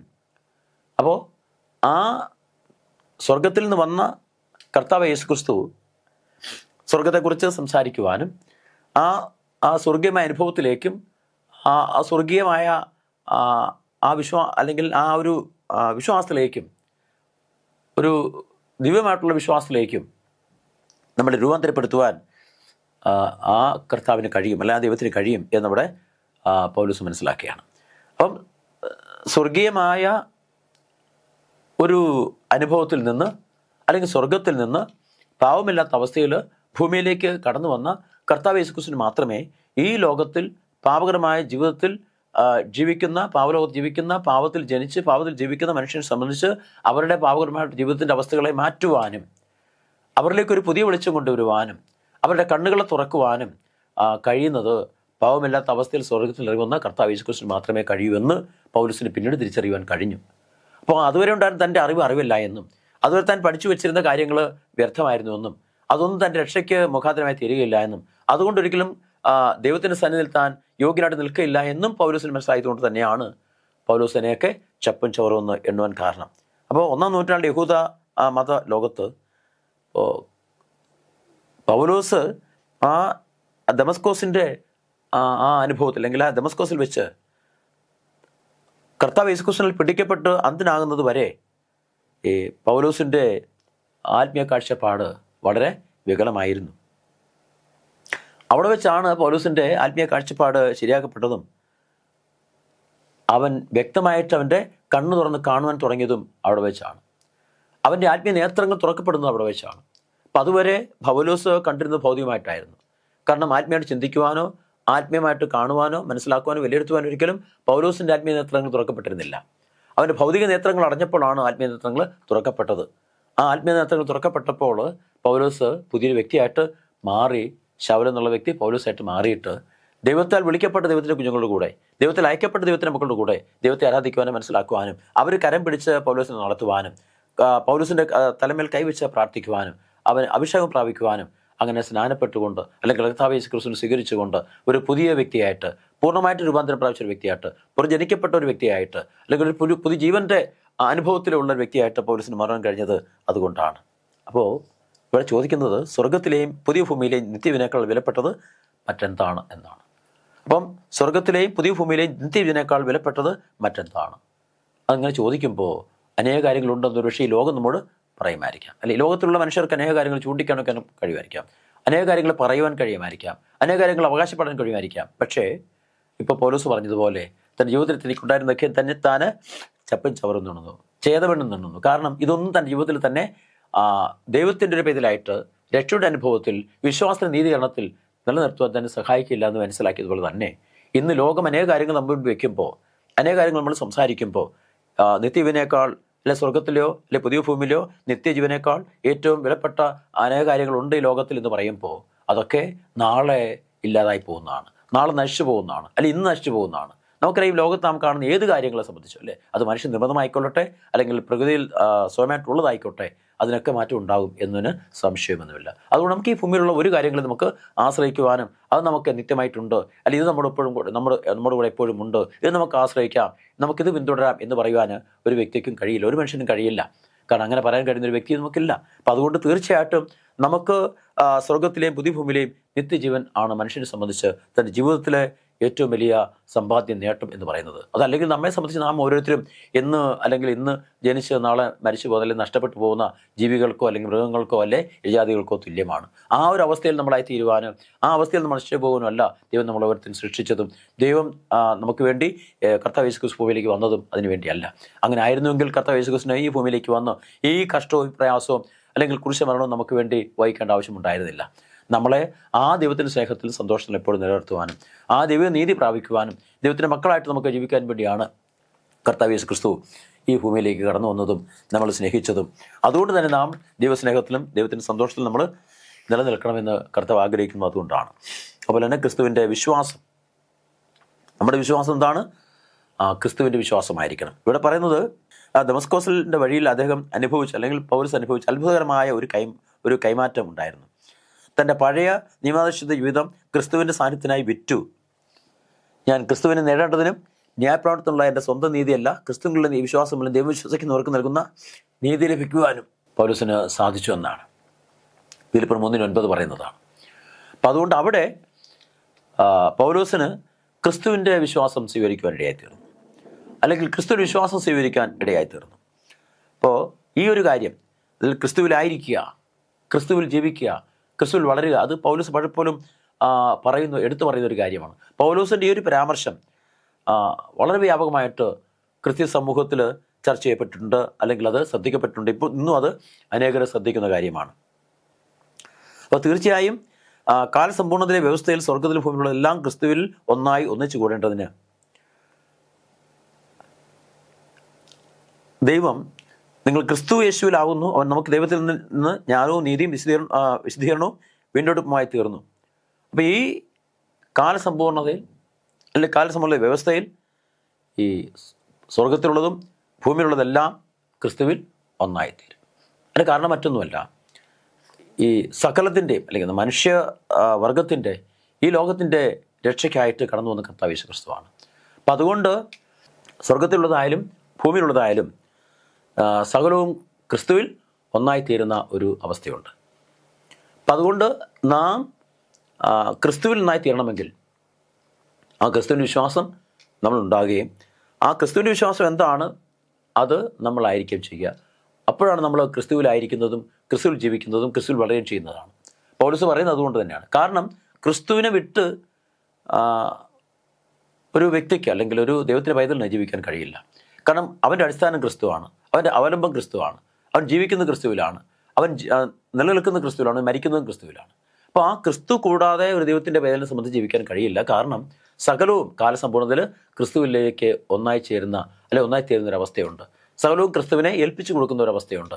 അപ്പോൾ സകല കാര്യങ്ങളും കർത്താവ് യേശു ക്രിസ്തുവിനാൽ രക്ഷിക്കപ്പെടുകയും ആ രക്ഷിക്കപ്പെടുന്ന അനുഭവത്തിൻ്റെ അല്ലെങ്കിൽ അധികാരം കർത്താവ് യേശു ക്രിസ്തുവിൽ നൽകുകയും ചെയ്തിരിക്കുന്നത് കൊണ്ട് തീർച്ചയായിട്ടും നാം ഓരോരുത്തരും ക്രിസ്തുവിലായിരിക്കുകയും ആ ക്രിസ്തു വിശ്വാസം നമ്മളായിരിക്കുകയും ചെയ്യുക എന്നതാണ് പൗലോസ് എടുത്തു പറയുന്നത്.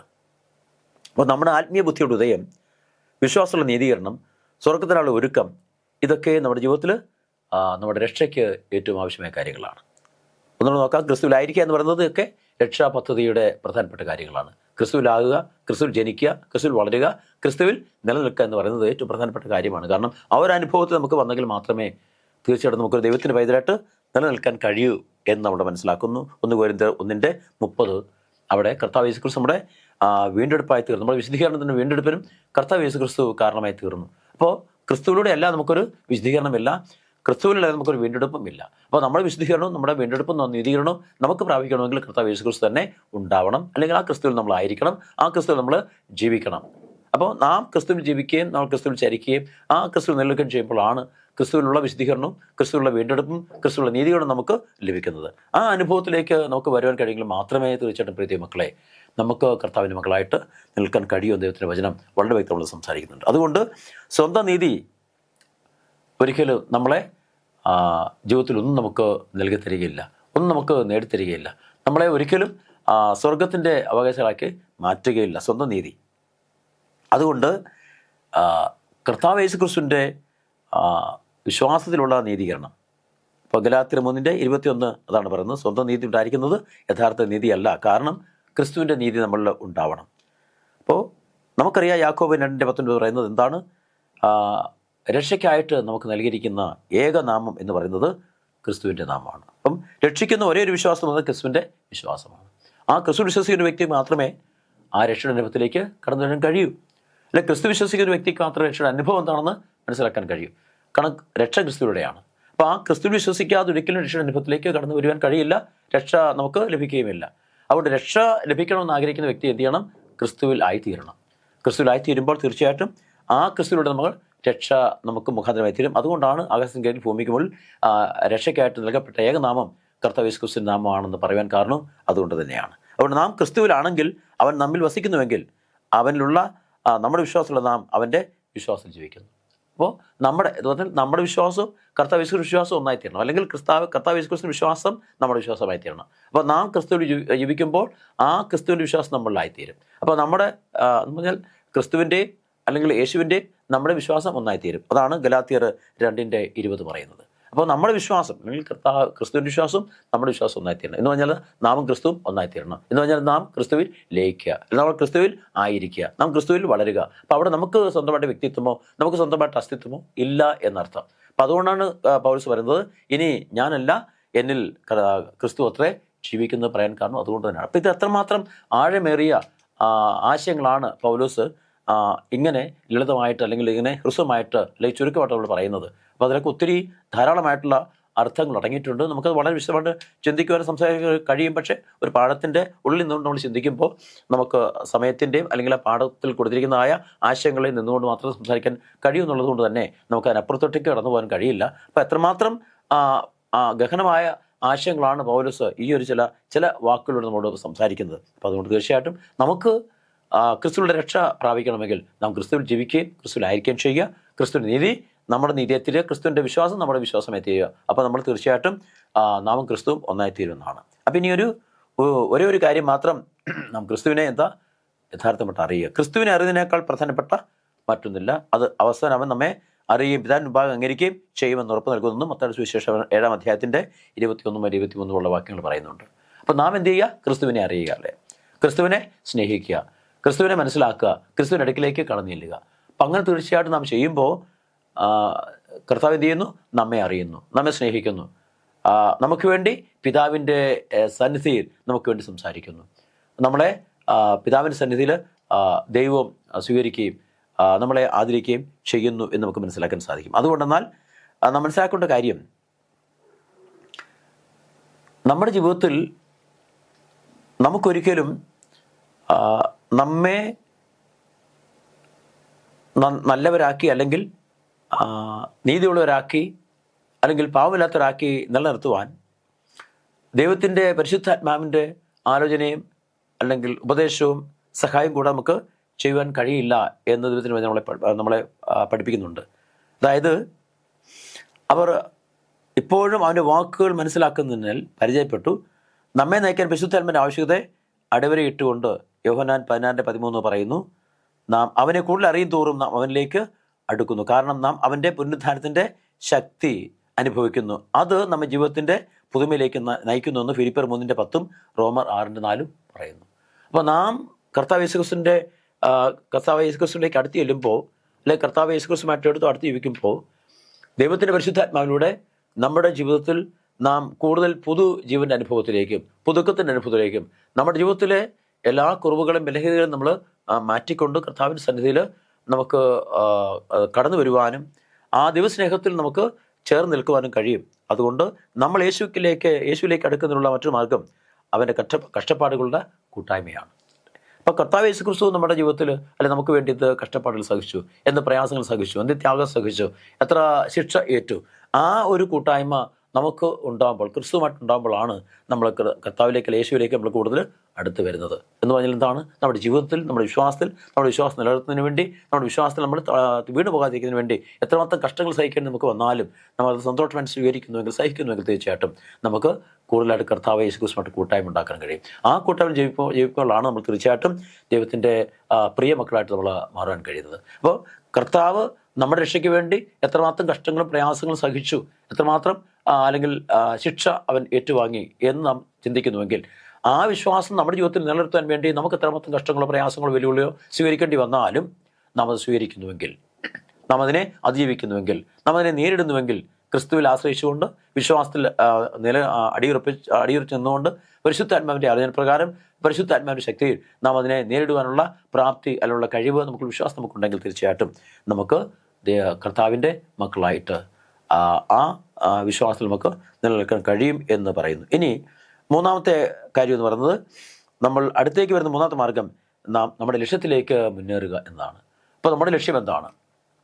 നമ്മുടെ ലക്ഷ്യം എന്ന് പറയുന്നത് ഫിലിപ്പിയർ 3:14 പറയുന്നത്, നാം കർത്താവായ യേശു ക്രിസ്തുവിലൂടെ അവൻ രക്ഷയിലേക്ക് കടന്നു വരിക, ആ കർത്താവ് യേശു ക്രിസ്തു നമുക്ക് ഒരുക്കുന്ന നിത്യത്തിലേക്ക് നമ്മൾ കടന്നു ചെല്ലുക എന്നതാണ്. അപ്പോൾ ആ ലക്ഷ്യത്തിലേക്ക്, നമ്മുടെ ജീവിതത്തിൽ ലക്ഷ്യമുണ്ട്. എന്താ? നമ്മുടെ നിത്യത. നമുക്ക് കർത്താവ് യേശു ക്രിസ്തു ഒരുക്കുന്ന ആ നിത്യ ഭവനം അവിടെ നമ്മൾ എത്തിച്ചേരുക എന്നതാണ്. ആ ലക്ഷ്യത്തിലേക്ക് നമ്മൾ ഓരോ ദിവസവും അടുക്കുന്ന അനുഭവം നമുക്ക് ഉണ്ടാവണമല്ലേ. അപ്പോൾ ഒരു ഓട്ടക്കാരൻ ഓടുന്നത് പോലെ തീർച്ചയായിട്ടും അവർ ആ ഓട്ടം തുടങ്ങുമ്പോൾ ഓരോ നിമിഷം ആ ലക്ഷ്യസ്ഥാനത്തേക്ക് അല്ലെങ്കിൽ ഫിനിഷിംഗ് പോയിന്റിലേക്ക് അടുത്ത് വരികയാണ്. അപ്പോൾ ആ ഫിനിഷിംഗ് പോയിന്റിലേക്ക് നമ്മൾ തുടർച്ചയായിട്ട് യാത്ര ചെയ്ത് ഓടി അല്ലെങ്കിൽ നടന്ന് നമ്മളവിടെ എത്തിച്ചേരുവാനുള്ള ഒരു ആഗ്രഹം, അല്ലെങ്കിൽ ആഗ്രഹമല്ല, അതിനുള്ള ഒരു ആഗ്രഹം, അല്ലെങ്കിൽ അതിനുള്ള നമ്മുടെ മനസ്സ്, അതിനുള്ള എല്ലാ തയ്യാറെടുപ്പും ത്യാഗവും പ്രവർത്തനവും നമുക്കുണ്ടെങ്കിൽ തീർച്ചയായിട്ടും നമുക്കും ആ ലക്ഷ്യത്തിലേക്ക് മുന്നേറുവാൻ കഴിയും എന്നാണ്. അപ്പം അതുകൊണ്ട് പൗലോസ് പറയുന്നത്, ആ ലക്ഷ്യത്തിലേക്ക് നമ്മൾ മുന്നേറുക, ആ ലക്ഷ്യത്തിൽ നമ്മൾ എത്തിച്ചേരുമ്പോൾ കർത്താവ് യേശുക്രിസ്തു നമുക്ക് ഒരു വലിയ സമ്മാനം അവിടെ ഒരുക്കിയിട്ടുണ്ട് എന്നാണ്. അതിനെ പൗലോസ് പറയുന്നത് ദൈവത്തിൻ്റെ പരമവിളിയുടെ സമ്മാനം എന്നാണ്. ദൈവത്തിൻ്റെ പരമവിളി. ഇപ്പോൾ ദൈവം നമ്മളെ ഓരോരുത്തരെയും വിളിച്ചിരിക്കുന്നു, അല്ലേ? നമ്മളെ ദൈവം നമ്മളെ ഓരോരുത്തരും വിളിച്ചിരിക്കുന്നു. ആ വിളി സ്വീകരിച്ചുകൊണ്ട്, ആ വിളി കേട്ടുകൊണ്ട്, ആ ദൈവത്തിൻ്റെ സന്നിധിയിലേക്ക് കടന്നു ചെല്ലുവാനുള്ള, എത്തിച്ചേരുവാനുള്ള ആ ലക്ഷ്യത്തിലേക്ക് നാം ഓരോ ദിവസവും നമ്മൾ യാത്ര ചെയ്ത് ആ ലക്ഷ്യത്തിലേക്ക് നമ്മൾ അടുക്കുന്നുവെങ്കിൽ തീർച്ചയായിട്ടും ദൈവമായിട്ട് ഒരുക്കിയിരിക്കുന്ന ആ പരമവിളിയുടെ ബിരുദ് അല്ലെങ്കിൽ സമ്മാനം നമുക്കും പ്രാപിക്കുവാൻ കഴിയും. നമ്മളെ വെറുതെ അല്ല ദൈവം വിളിക്കുന്നത്.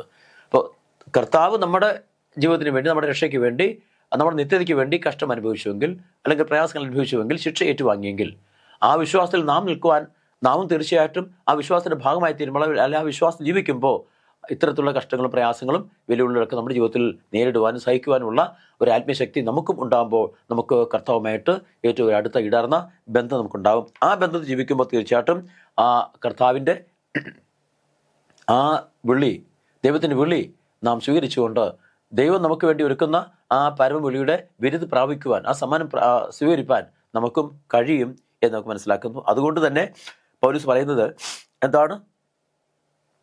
നമ്മുടെ ശരീരം അല്ലെ ദൈവം, നമ്മുടെ ശരീരം അല്ലെങ്കിൽ നമ്മുടെ താഴ്മുള്ള ശരീരം അവൻ്റെ മഹത്വമുള്ള ശരീരത്തോട് അനുരൂപമാക്കേണ്ടതിന് നമ്മളെ രൂപാന്തരപ്പെടുത്തി നാം അർത്ഥപൂർണമായ ഒരു ജീവിതത്തെ നമുക്ക് സ്വീകരിക്കാൻ കഴിയണം. നമ്മുടെ താഴ്മയുള്ള ശരീരത്തെ ദൈവത്തിൻ്റെ കർത്താവ് യേശു ക്രിസ്തുവിൻ്റെ മഹത്വമുള്ള ശരീരത്തോട് അനുരൂപമാക്കുമ്പോഴാണ് നാം കർത്താവിനായി തീരുന്നത്. അപ്പോൾ നമ്മുടെ താഴ്മയുള്ള ശരീരത്തെ കർത്താവിൻ്റെ മഹത്വമുള്ള ശരീരത്തോട് യോജിപ്പിക്കുവാനാണ് കർത്താവ് നമ്മുടെ ഇടയിലേക്ക് ഇറങ്ങി വന്നത്. അതുകൊണ്ടാണ് നമുക്കങ്ങനെ കർത്താവോട് ചേരുവാൻ കഴിയുന്നത്. അപ്പോൾ നാം ഓരോരുത്തരും നമ്മുടെ താഴ്മയുള്ള ശരീരത്തിൻ്റെ അവസ്ഥയിൽ നിന്ന് കർത്താവ് യേശു ക്രിസ്തുവിൻ്റെ മഹത്വമുള്ള ശരീരത്തിലേക്ക്, അല്ലെ ശരീരമായിട്ട് യോജിക്കുന്ന ഒരു അവസ്ഥയിലേക്ക് നമുക്ക് ഒന്നായി തീരുമ്പോൾ നമ്മുടെ രക്ഷ നമുക്ക് പ്രാപ്തമാക്കുവാനും ദൈവം നമുക്ക് വേണ്ടി കരുതുന്ന പരമവിളിയുടെ ബിരുദ സമ്മാനം നമുക്ക് ലഭിക്കുവാനും നമ്മുടെ ജീവിതത്തിൽ നമുക്ക് നിത്യമായി ദൈവത്തോടുകൂടി സന്തോഷിക്കുവാൻ കഴിയുകയും ചെയ്യും. അപ്പോൾ തീർച്ചയായിട്ടും നാം ഓരോരുത്തരും ഒരു ഓട്ടക്കളത്തിലാണ് എന്ന് നമുക്കറിയാം. പൗലോസ് അതിനെക്കുറിച്ച് എടുത്ത് പറയുന്നുണ്ടല്ലോ, നാം ഓരോരുത്തരും ഓട്ടക്കളത്തിലാണ്.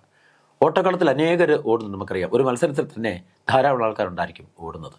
പക്ഷേ നമുക്കറിയാം അവിടെ ആ ഒന്നാം സമ്മാനത്തിന് അർഹമാവുന്നത് സാധാരണ ഒരു വ്യക്തി ആയിരിക്കും. ചിലപ്പോൾ അതിന് വ്യത്യാസമുണ്ടാവാം. എങ്കിൽ പോലും നമ്മൾ പൊതുവിൽ വിശ്വസിക്കുന്നത്, നമ്മൾ മനസ്സിലാക്കുന്നത് ആ ഒന്നാം സമ്മാനത്തിന് അർഹമായി തരുന്നത് ഒരു വ്യക്തിയായിരിക്കും. അത് തന്നെ ഇവിടെ പറയുന്നുണ്ട്. 1 കൊരിന്ത്യർ 9:24-27 വാക്യങ്ങൾ പറയുമ്പോൾ ഓട്ടക്കളത്തിൽ ഓടുന്നത് അനേകരെങ്കിലും ഒരുവനെ ബിരുദ് പ്രാപിക്കുന്നുള്ളൂ എന്നാണ്.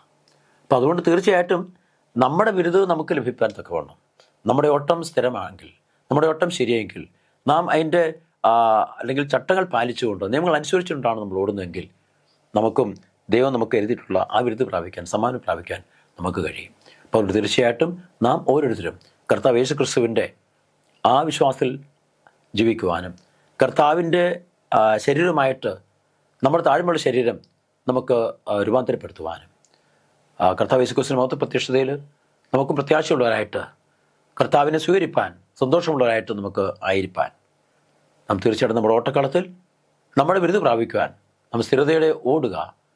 നമ്മൾ നിയമങ്ങൾ അനുസരിച്ചുകൊണ്ട്, ചട്ടങ്ങൾ പാലിച്ചുകൊണ്ട് നമുക്ക് ഓടുവാനും അധ്വാനിക്കുവാനും നമുക്ക് കഴിയുന്നുവെങ്കിൽ തീർച്ചയായിട്ടും കർത്താവ് യേശു ക്രിസ്തു നമുക്ക് വേണ്ടി ഒരുക്കുന്ന ആ ബിരുദ്, ആ സമ്മാനം നമുക്ക് ലഭിക്കാൻ തീർച്ചയായിട്ടും നമുക്കും കഴിയും. പൗലോസ് പറയുന്ന പോലെ, ഞാൻ ഓട്ടം ഓടി എൻ്റെ വിശ്വാസം കാത്തു, ഇനി കർത്താവ് എനിക്ക് വേണ്ടി ഒരുക്കുന്ന ആ ബിരുദ് അല്ലെങ്കിൽ ആ പ്രതിഫലം പ്രാപിപ്പാൻ ഞാനും എന്നെ സമർപ്പിക്കുന്നു എന്ന് പൗലോസ് പറഞ്ഞ പോലെ നമുക്ക് ഓരോരുത്തർക്കും പറയാൻ തക്കവണ്ണം ആ പൗലോസിൻ്റെ ജീവിത അനുഭവം നമ്മുടെ ജീവിതത്തിൽ നാം മനസ്സിലാക്കിക്കൊണ്ട്, പഠിച്ചുകൊണ്ട്, ഉൾക്കൊണ്ടുകൊണ്ട് എത്രമാത്രം രൂപാന്തരപ്പെട്ടുകൊണ്ടാണ് പൗലോസ് ദമസ്കോസിൻ്റെ അനുഭവത്തിൽ നിന്ന് ഒരു ദൈവത്തിൻ്റെ പൈതലായിട്ട് മാറി തന്നെ കർത്താവിനെ ഏൽപ്പിച്ചു കൊടുത്ത അതേ അനുഭവം നമ്മുടെ ജീവിതങ്ങളിലും വ്യത്യസ്ത സാഹചര്യങ്ങളിൽ, വ്യത്യസ്ത അനുഭവങ്ങളിൽ നമ്മൾ മനസ്സിലാക്കിക്കൊണ്ട് കർത്താവിൻ്റെ ജീവിതത്തോട് ചേർന്നുകൊണ്ട്, കർത്താവിൻ്റെ മഹത്വമുള്ള ശരീരത്തോട് നമ്മുടെ താഴ്മയുള്ള ശരീരത്തെ അനുരൂപമാക്കിക്കൊണ്ട് കർത്താവിൻ്റെ സന്നിധിയിലേക്ക് അടുത്ത് വന്ന് ദൈവത്തോടെ നീതീകരണം പ്രാപിച്ചുകൊണ്ട് അവിശ്വാസത്തിൽ ജീവിച്ച് പ്രത്യാശ നിലനിൽപ്പാൻ ദൈവത്തിൻ്റെ പരിശുദ്ധാത്മാവ് നമ്മളെല്ലാവരെയും സഹായിക്കട്ടെ, അതിനായിട്ട് ഒരുക്കട്ടെ, ശക്തീകരിക്കട്ടെ എന്ന് പ്രാർത്ഥിച്ചുകൊണ്ട് ഞാൻ ഈ പാഠം ഇവിടെ ഉപസംഹരിക്കുന്നു. ദൈവം നമ്മളേവരെയും അനുഗ്രഹിക്കുമാറാവട്ടെ. ഞങ്ങൾക്കെല്ലാവർക്കും ഒരിക്കലും കൂടി ഒരു നല്ല സ്നേഹം നിറഞ്ഞ ഒരു നല്ല ശബ്ദത്തിൻ്റെ അനുഭവം, ആത്മീയ അനുഭവം നേരുന്നു. കർത്താവ് നമ്മളെ വഴി നടത്തട്ടെ, പരിപാലിക്കട്ടെ. നമുക്ക് ഒരു വാക്ക് പ്രാർത്ഥിക്കാം. അടിയങ്ങൾ സ്നേഹിക്കുന്ന ഞങ്ങളുടെ വാഴ്ത്തപ്പെട്ട കർത്താവെ, നല്ല ദൈവമേ, തിരുനാമത്തിനായി നന്ദിയോടെ സ്തുതിക്കുന്നു, സ്തോത്രം ചെയ്യുന്നു.